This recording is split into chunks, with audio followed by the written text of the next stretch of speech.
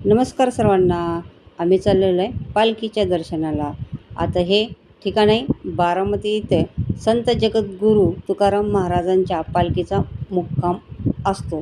आता आम्ही 2 किलोमीटर अंतरावरती गाडी पार्क करून चालत चालत इथपर्यंत आलेलो आहे.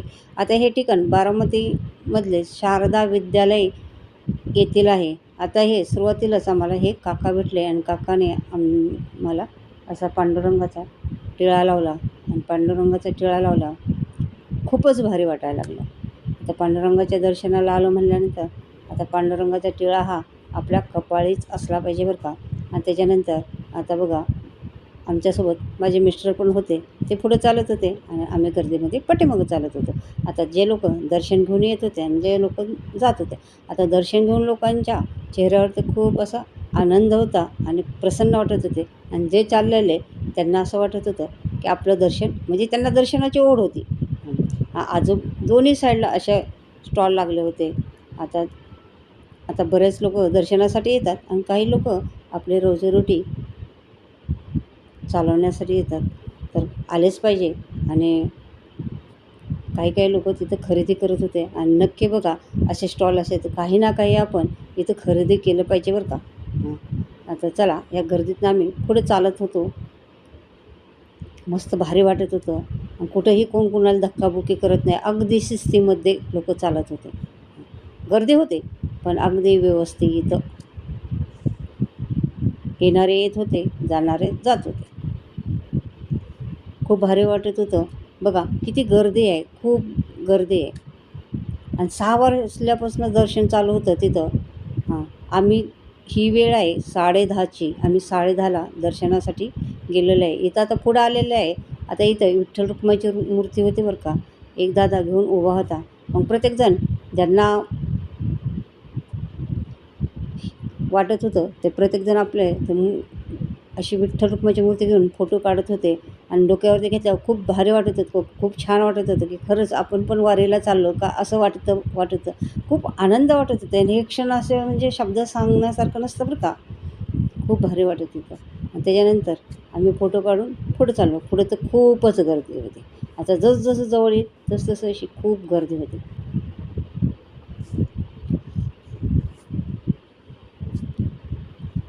आणि त्याच्यानंतर बघा असं बघायला तर खूप सुंदर सुंदर वातावरण, प्रसन्न वातावरण होतं. लोकांच्या चेहऱ्यावरती आनंद होता. भक्तीची एक ओढ होती म्हणलं तरी चालेल. बघा आता ही संत तुकाराम महाराजांच्या त्या पादुका आहेत त्याचं दर्शन झालं.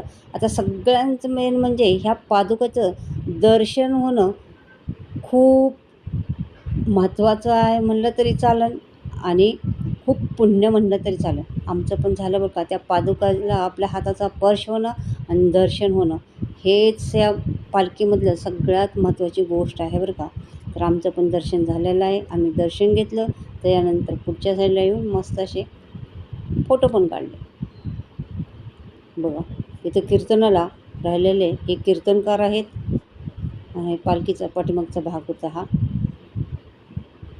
बघा इथं आम्ही पालखीच्या पुढच्या बाजूला हे पालखीमध्येच उभं राहिलेले लोक आहेत.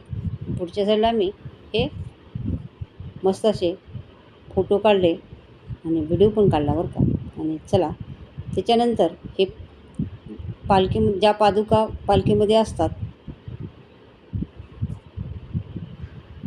ती पालखी आहे. तिथं पण फोटो काढले. आणि असे सगळीकडे असे पोलिसांचा बंदोबस्त होता. खूप पोलीस होते बरं का. ती त्यांची अगदी व्यवस्थितरित्या ड्युटी करत होते. खूप मोठा पोलिसांचा बंदोबस्त होता आणि त्यामुळं कुठेही घाई गडबड नव्हती. कुठेही म्हणजे असं धक्काबुक्की नव्हती म्हणलं तरी चालेल. अगदी व्यवस्थित शिस्तीने आणि सगळ्यांना आनंद आणि सगळ्यांना खूप भारी वाटत होतं बरं का. मला पण खूप छान वाटलं. मन प्रसन्न झालं. कारण लोक एवढ्या लांबून पंढरपूरला जातात. आपण कमी कमी इथल्या इथं तरी दर्शनाला जावं. आणि एवढ्या मोठ्या पालखीमध्ये मी पहिल्यांदाच दर्शन घेतलं आहे म्हणलं तर चालेल बरं का. आता आम्ही तिथं थोड्यावर वेळ कीर्तन चालू होतं म्हणून त्याच्यामुळं थोड्या वेळ तिथं बसलो आणि कीर्तनाचा आनंद घेत होतो. बरेच लोक बसलेले होते. त्याच्याबरोबर आम्ही पण बसलो आणि कीर्तन चालू होतं, भजन चालू होतं. मस्त छान वाटत होतं. आणि अगदी बघा, इथं बघा, इथलं दृश्य असं बघण्यासारखं होतं. मनाला एवढं सुख देणारं होतं, ते शब्दात नाही सांगता येणार. आता याच्याबरोबर माझ्याबरोबर मी, माझी बहीण, माझे मिस्टर आणि एक शेजारच्या बहिणीच्या शेजारच्या एक ताई होत्या. बघा किती छान कीर्तनाला किती लोक उभा राहिलेत. आणि